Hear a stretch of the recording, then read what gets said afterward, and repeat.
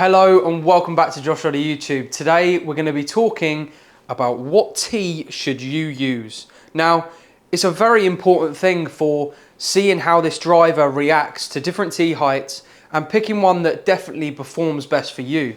All down to how you attack the golf ball as well in your golf swing. If you're someone that has quite a steep angle of attack, maybe a lower tee peg is going to be better suited to you. If you're someone that hits super up on it, you know, that high tee peg might be better off for you. So it's about getting this driver as optimum as you can and making it as long as possible. So let's see which tee height suits you best.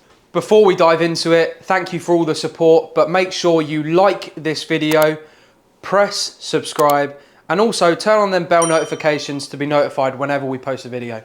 Let's dive straight in. Now, on the golf course, I use a wooden tee peg. I've always been quite a traditional golfer, always just pegged it down. You know, if I want to hit a low one, I'll peg it lower. If I want to hit a bomb, I'll tee it up super high. So, you know, out on the course, I have a bit more freedom. When I'm in the sim, I use these Birtees. They're awesome, just plastic tees. They were designed, I believe, for junior golfers and people that struggle getting the tee in the ground in the winter.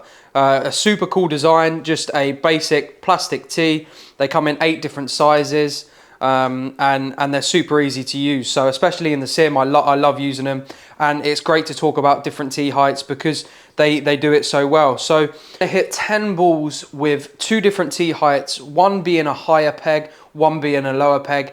Compare the numbers, see the data, and it's going to be very interesting to see which one performs best.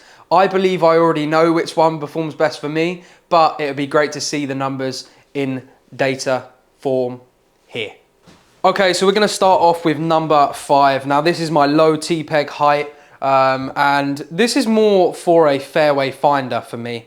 The spin rate's probably going to go up a touch, launch angle's probably going to come down. This is definitely one that I would keep it super simple, you know, maybe just drill it out there and hit this fairway finder. So let's hit 10 balls with this, compare some numbers. Then we've got the high tee peg. I use number 7, and we'll see how that one performs here. So dive in.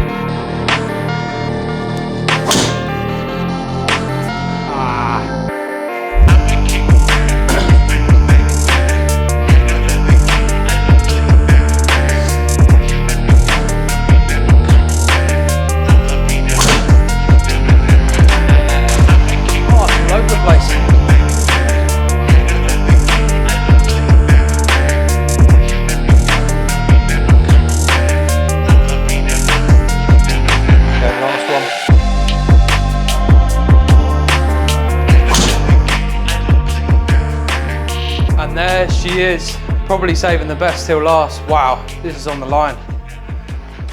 Okay, that's more like it. Go in the hole. Does it break right to left? Okay, we've changed over to tee height number 7. This one is going to be definitely a lot higher. Probably going to see the spin number drop a touch.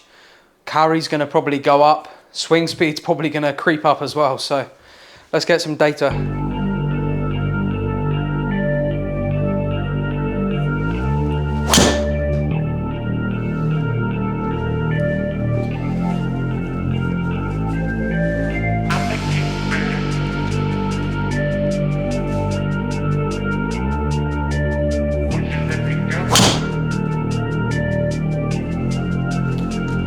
Saved it.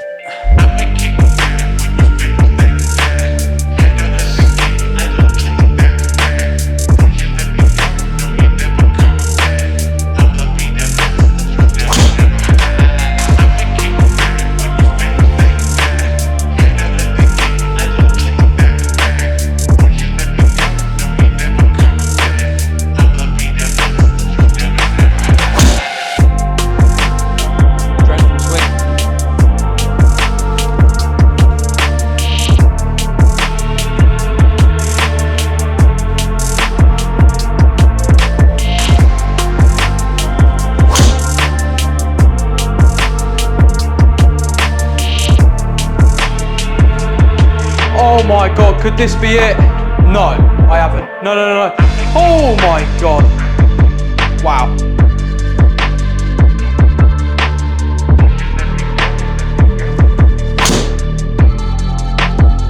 Oh, it's a necky one. The riser.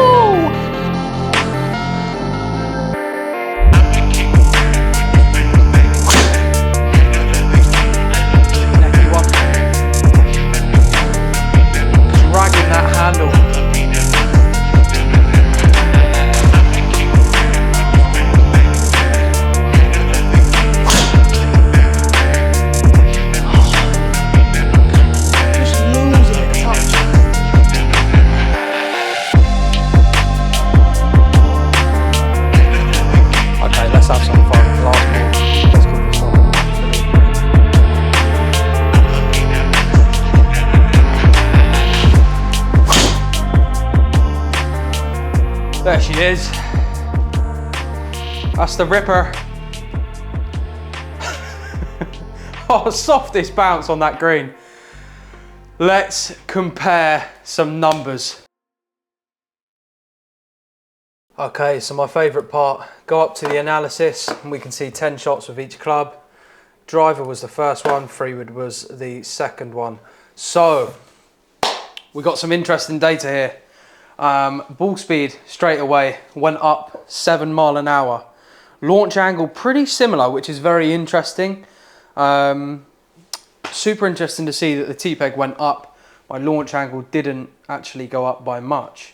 The backspin numbers was a lot lower.